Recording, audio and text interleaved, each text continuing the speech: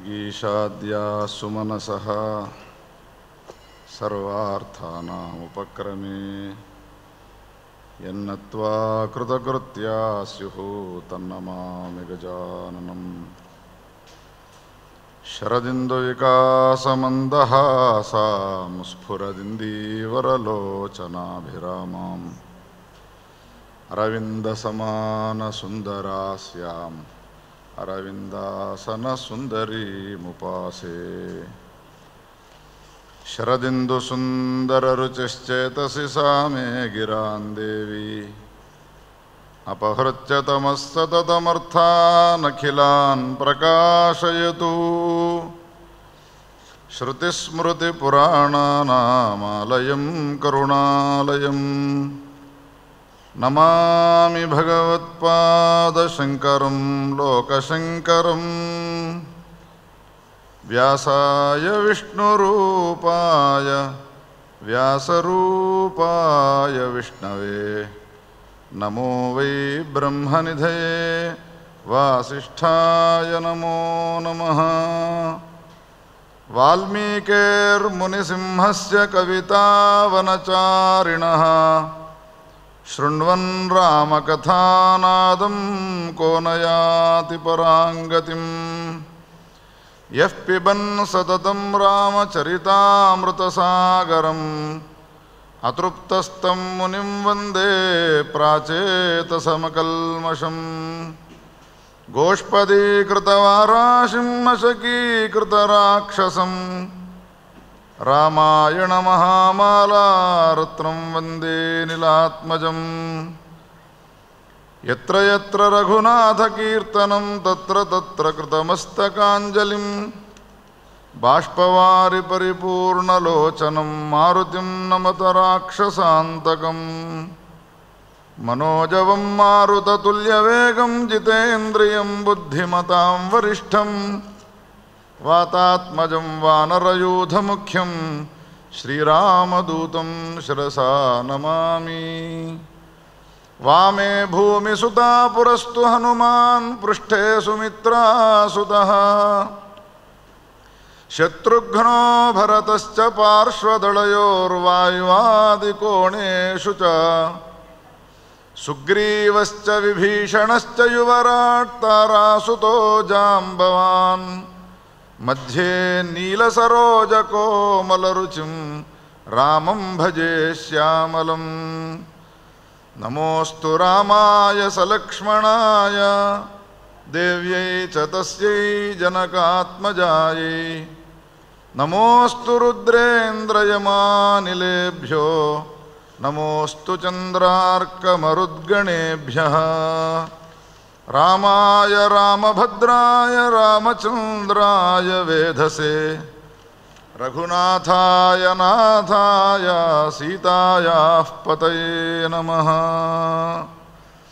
निर्गुणनिष्कळनित्यनिरञ्जन निर्गतमत्सरगम्य दयाळो निष्कळनित्यनिरञ्जन निर्गतमत्सरगम्य दया दशरथनन्दन दशरथनन्दन दशरथनन्दन दाशरथ संसारेऽस्मिन् निर्गतसारे पाहि विपारे दशवदनारे संसारेऽस्मिन्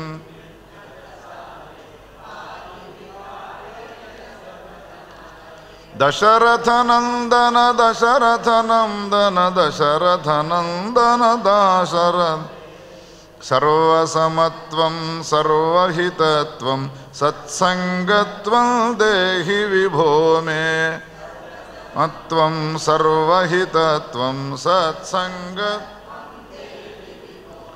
दशरथनन्दन दशरथनन्दन दशरथनन्दन दाशरथे जननक्लेशं मरणक्लेशं नाशय गमनागमनक्लेशं जननक्लेशं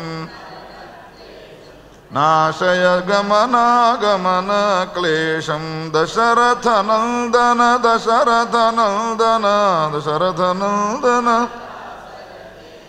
सनकसनन्दन संस्तुतचरितं जानीते त्वां को गुणरहितं दशरथनन्दन दशरथनन्दन नन्दन दाशरथे वपुस्ते नास्ति तवाख्या नास्ति च कर्म स्वस्तिद विष्णो नास्ति वपुस्ते नास्ति तवाख्या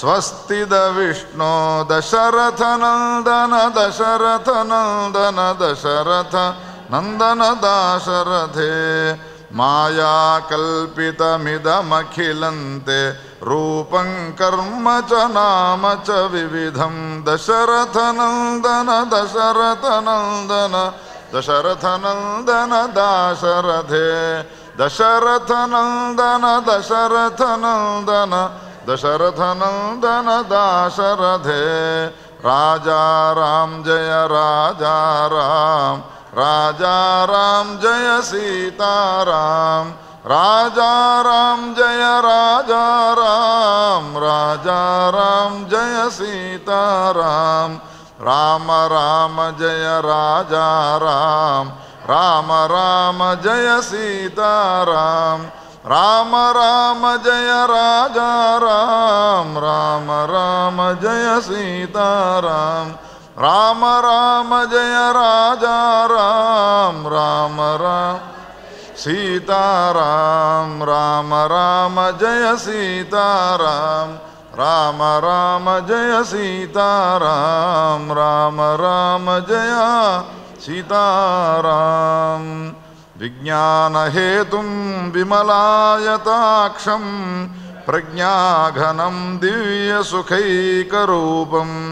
श्रीरामचन्द्रं हरिमादिदेवं विश्वेश्वरं राममहं भजामि विज्ञानहेतुं विमलायताक्षं प्रज्ञाघनं दिव्यसुखैकरूपं श्रीरामचन्द्रं हरिमादिदेवं विश्वेश्वरं राममहं भजामि विज्ञानहेतुं विमलायताक्षं प्रज्ञाघनं दिव्यसुखैकरूपं श्रीरामचन्द्रं हरिमादिदेवं विश्वेश्वरं राममहं भजामि राजा रामचंद्र भगवान की गौरी शंकर भगवान की जगदम्ब विश्वपालिनी शारदा माता की जगद्गुरु शंकराचार्य भगवान की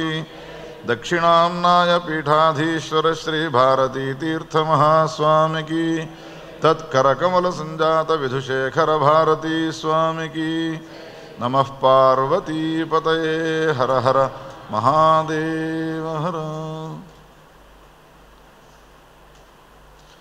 सात्विक्या सीतया युक्तः तावद्रामो निरीक्षितः सौमित्रिणा वंदिता सा पच्युर्वामेलयं ययौ एवं नासीत्तदा सीता वियोगो राघवस्य हि सुग्रीवोऽधपुरी मध्ये चकार राज्यमुत्तमम्। పరమ పవిత్రమైన శ్రీ శారదా క్షేత్రంలో దక్షిణాంనాయ పీఠాధీశ్వరులు జగద్గురు సార్వభౌములు శ్రీ భారతీ తీర్థ మహాస్వామి తత్కరకమల సంజాతులు విధుశేఖర భారతీ మహాస్వామి వార్ల పరిపూర్ణ అనుగ్రహ ఆశీస్సులతో జరుగుతూ ఉన్న ఆనంద రామాయణ సప్తాహ ప్రవచన కార్యక్రమాల్లోని 3వ నాటి సభలో ప్రవేశిస్తున్న మనందరినీ శ్రీరామచంద్రుడు రక్షించుగాక.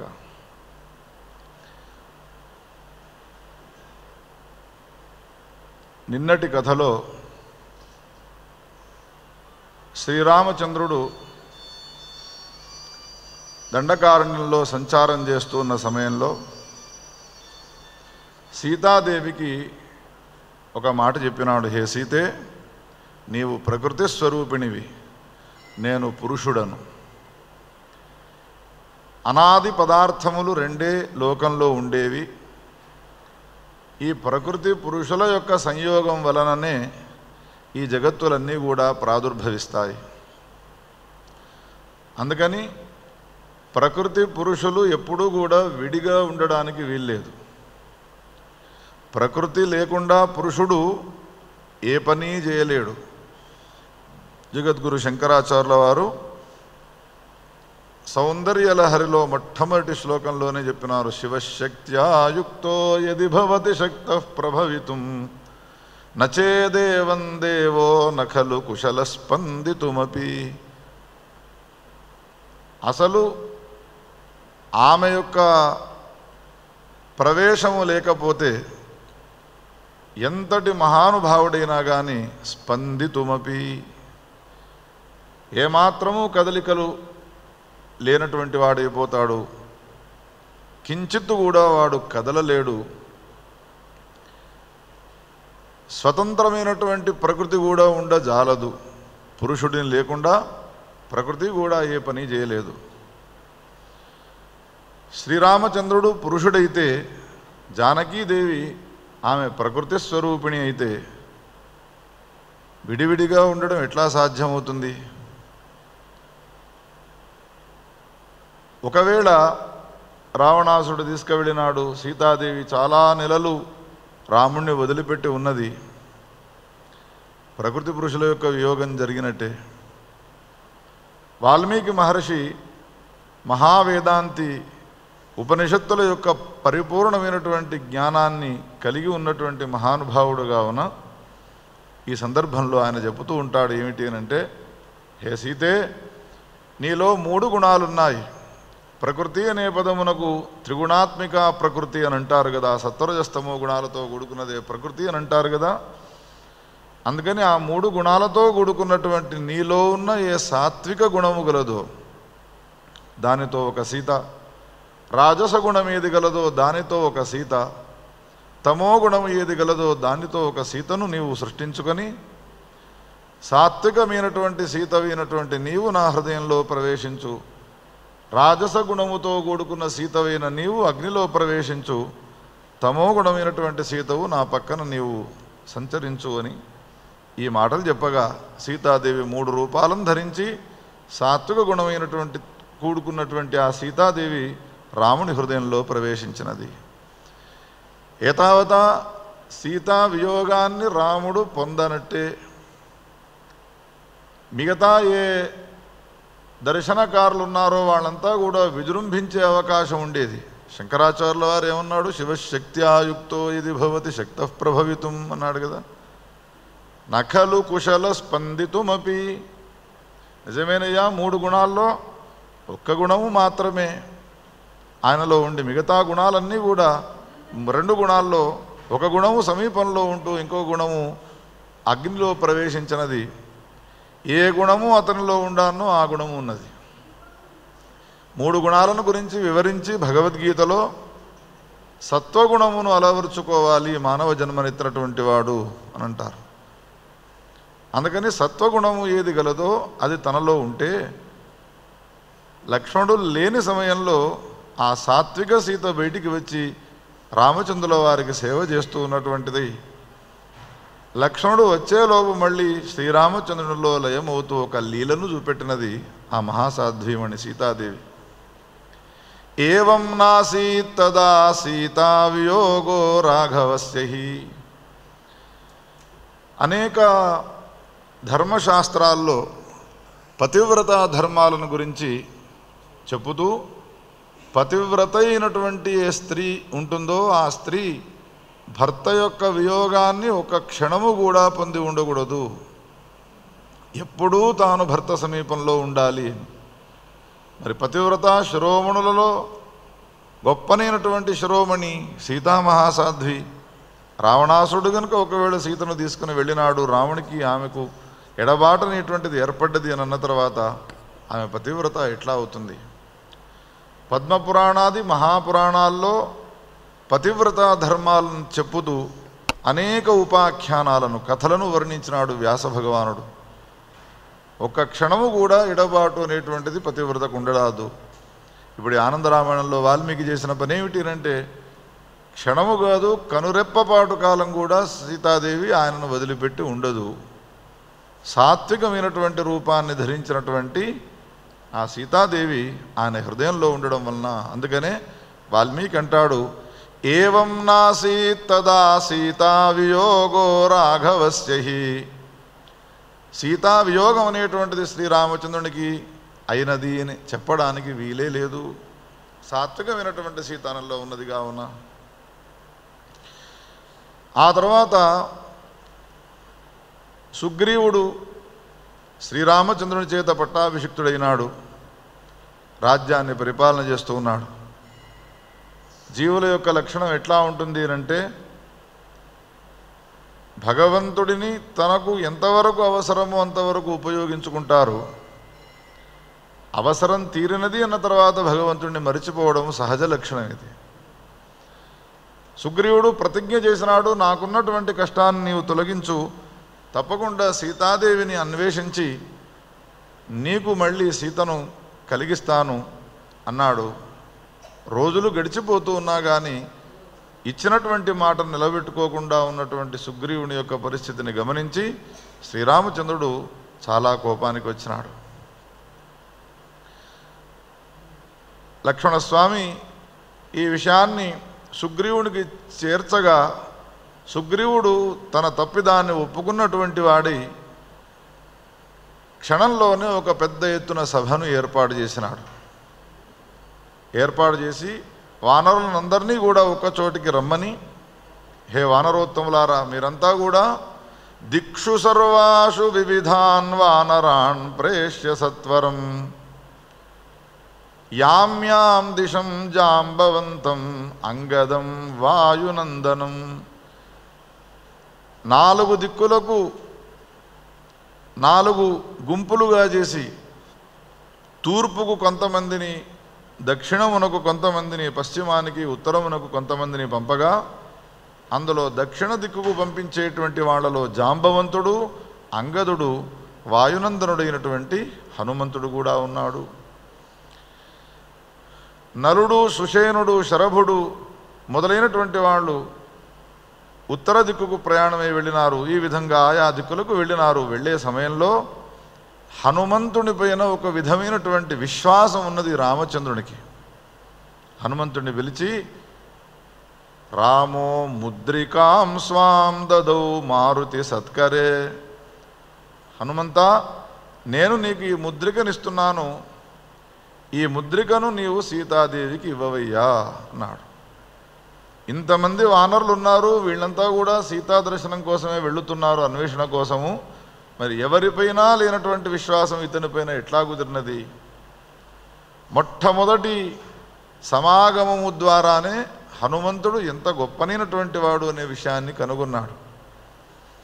ఆంజనేయునిలో ఉండేటువంటి గుణములు ఎన్ని అని ఆయన పసిగట్టినాడు.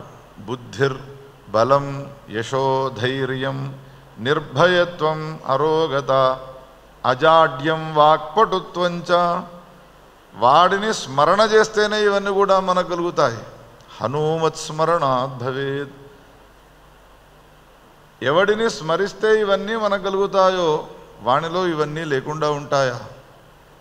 విశ్వసించి ఆ ముద్రికనిచ్చినాడు. అంతేకాకుండా తనకు సంబంధించినటువంటి నామ మంత్రాన్ని ఉపదేశం చేసినాడు. హనుమన్, కేవలం నీకున్నటువంటి శక్తి సరిపోదు, దానికి తోడుగా నా నామాన్ని నీకు మంత్రముగా ఉపదేశం చేస్తున్నాను అని ఉపదేశం చేసినాడు. ఆంజనేయ స్వామికి రామనామాన్ని ఉపదేశం చేసినది ఎవరు? సాక్షాత్తు రామచంద్రుడే. ఉపదేశాన్ని పొందినటువంటి ఈ హనుమంతుడు అనేక లక్షలు ఈ నామాన్ని జపించినాడు. తన్మంత్రస్య లక్ష్యమితే కృత్వా తు జపలేఖనే. కేవలం మంత్రాన్ని జపించడం మాత్రమే కాకుండా పార్వతి ఇంకా ఏం చేసినాడో చూస్తున్న హనుమంతుడు, లేఖనే శ్రీరామ శ్రీరామ శ్రీరామ అనుకుంటూ లక్షల సార్లు రాసినాడు. లక్షల సార్లు నామాన్ని ఉచ్చరించినాడు. ఒక మంత్రము మనకు మంచి ప్రభావాన్ని చూపెట్టాలి అనంటే కేవలం ఉపదేశం తీసుకున్నంత మాత్రాన సరిపోదు, ఆ మంత్రాన్ని పురస్చరణ చేయాలి. శ్రీరామ మంత్రమును ఉపదేశంగా పొందినటువంటి హనుమంతుడు అనేక లక్షల జపాన్ని చేసినాడు. దానివలన అతనిలో ఎక్కడ లేనటువంటి శక్తి సామర్థ్యాలు వచ్చినట్టుగా భావించినాడు. లబ్ధ్వా సామర్థ్యమతులం లంకాం గంతుం సమారుతి. శ్రీరామచంద్రుని యొక్క మంత్రము అతనిలో అటువంటి శక్తి సామర్థ్యాలను కలిగింపజేసినది. ఇంకా నన్ను లోకంలో ఎవ్వడూ కూడా జయించేవాడు లేడు. కేవలం ఒక భారతదేశంలో మాత్రమే కాదు, అనంత బ్రహ్మాండాల్లో నన్ను జయించేవాడు ఎవడూ లేడు. ఏమయ్యా హనుమా, నీ దగ్గర ఏమున్నదని అంత గర్విస్తున్నావు నీవు అనంటే, నా దగ్గర రామమంత్రం ఉన్నది. ఎవని హృదయంలో రామమంత్రము విరాజిల్లుతూ ఉంటుందో వాడెవ్వరికీ భయపడాల్సినటువంటి అవసరం లేదు. భూత పిశాచ నికటనహి ఆవే. భూతప్రేత పిశాచాలు ఆయన సమీపానికి రావటం, ఆంజనేయ స్వామి సమీపానికి. నాసే రోగ హరైసవ పీర జో సిమరత హనుమత బల వీర. హనుమంతుడిని ఎవరు స్మరణ చేస్తారో వాడికి ఉన్నటువంటి పాపాలన్నీ కూడా తొలగిపోతాయి, రోగాలన్నీ కూడా తొలగిపోతాయి. ముఖ్యంగా భవరోగం తొలగిపోతుంది. హనుమంతుని దగ్గర ఉన్న గొప్పతనం ఏమిటి అంటే, ఎప్పుడు చూసినా శ్రీరామ జయ రామ జయ జయ రామ ఏమంటాడు? శ్రీరామ జయ రామ. కేవలం రామానే నామాన్ని మనమన్నట్టుగా అనడం కాదు ఆయన. శరీరం అంతా కూడా గగుర్పాటు కలుగుతుంది రామానే నామాన్ని అనగానే. ఒక్కసారి కాదు, 2 సార్లు కాదు, ఎప్పుడు అన్నప్పటికీ కూడా.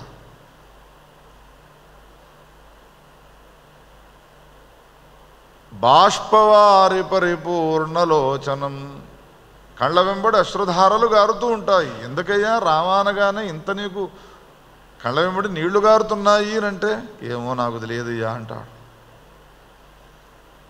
లోకంలో ఒక వ్యక్తిని మనం ప్రేమిస్తాము, ఒక వ్యక్తిని మనం గౌరవిస్తాము. ఎందుకు అనంటే ఒక కారణాన్ని చెప్తాము. ఇతను నాకు ఉద్యోగాన్ని ఇప్పించినాడు, ఈయన వల్ల నా ఇల్లు నిలబడ్డది, ఈయన నాకు రోగాన్ని నయం చేసినాడు, అందుకని ఈయనంటే నాకు అభిమానము అని అంటాం. ఇప్పుడు హనుమంతుడిని అడుగుదాము, రాముడంటే ఎందుకయ్యా నీకింత ప్రేమ పిచ్చి అనంటే ఆయన అంటాడు, ఎందుకో నాకు తెలియదు. ఇది నిజమైనటువంటి ప్రేమ. వాల్మీకి అంటాడు, ఎదుటివాడిని మనం ప్రేమిస్తూ ఉన్నాము అనంటే ఆ ప్రేమకు ఏదో ఒక కారణాన్ని పెట్టుకొని ప్రేమించడము అది సరైనటువంటి ప్రేమ కాదు. కారణరహితమైనటువంటి ప్రేమ ఏది ఉంటుందో అదే నిజమైనటువంటి ప్రేమ అవుతుంది. పార్వతి, శంకరుడు చెప్తున్నాడు, పార్వతీదేవి వాళ్ళిద్దరి ప్రేమ అటువంటిదే. పార్వతీదేవి శివుణ్ణి ప్రేమించినది. ఏం చూసి ప్రేమించినావమ్మా అని పార్వతమ్మని అడిగితే, ఏమో ఏం చూసినానో తెలియదు, బయటికి మాత్రం ప్రేమించడానికి ఏ కారణాలు లేవు. వేసుకునేది రుండమాల, ఉండేది శ్మశానంలో, ఒక అందగత్తె మహాత్రిపుర సుందరి పైన ఉండేటువంటి రూపాన్ని చూసి ప్రేమించినదా? శ్మశానంలో తిరిగేటువంటి వాడు ఆయనే పార్వతమ్మను ప్రేమించినాడు. ఏమయ్యా నువ్వు ప్రేమించినావు, అది అందే ఫలమేనా, అందని ద్రాక్ష, ఎందుకు ప్రేమించినానో నాకేది లేదు అని ఈయనంటాడు. పరస్పర తపస్సంపత్ ఫలాయిత పరస్పరవు. శివుడు పార్వతీదేవిని ప్రేమించినాడు. శివుని యొక్క ప్రేమకు ఫలం ఏది అనంటే పార్వతీదేవి. పార్వతీదేవి శివుణ్ణి ప్రేమించినది. పార్వతీదేవి యొక్క తపస్సుకు ఫలము మహాదేవుడైనటువంటి శంకరుడు. కారణం అనేటువంటిది లేకుండా ప్రేమించడం ఏదైతే ఉన్నదో అది నిజమైనటువంటి ప్రేమ అవుతుంది. హనుమంత్, నీ ప్రేమ ఎటువంటిదయ్యా రాముని విషయంలోనంటే కారణరహితమైనటువంటి ప్రేమ. ఎవడు కారణరహితముగా భగవంతుని యొక్క ఉపాసన చేస్తాడో, ప్రేమిస్తాడో, భగవంతుని ప్రేమిస్తూ ఉంటాడో అటువంటి వాని విషయంలో ఆయన ఒక బిరుదాన్ని కూడా పెట్టుకున్నాడు భగవంతుడు, అకారణ కరుణా వరుణాలయుడు. ఏమయ్యా పరమాత్మ, వాడిని ఎందుకయ్యా నీవు అనుగ్రహిస్తున్నావు అనంటే కారణం లేదు వాడిని అనుగ్రహించడానికి.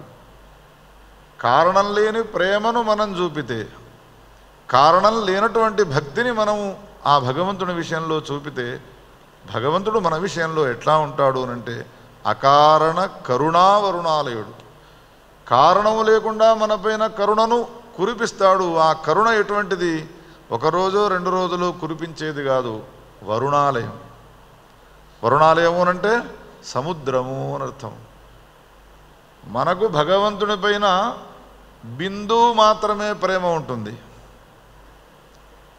ఒకవేళ ఆ ప్రేమ అకారణమైనటువంటి ప్రేమనే కావచ్చును, అది బిందువు వంటిదే. కానీ భగవంతునికి మనపైన ఉండేటువంటి వాత్సల్యం ఉన్నదో అది కరుణ వరుణాలయం. అది సింధు. మనది బిందువు ప్రేమ అయితే భగవంతునిది సింధు, కరుణా సింధు ఆయన.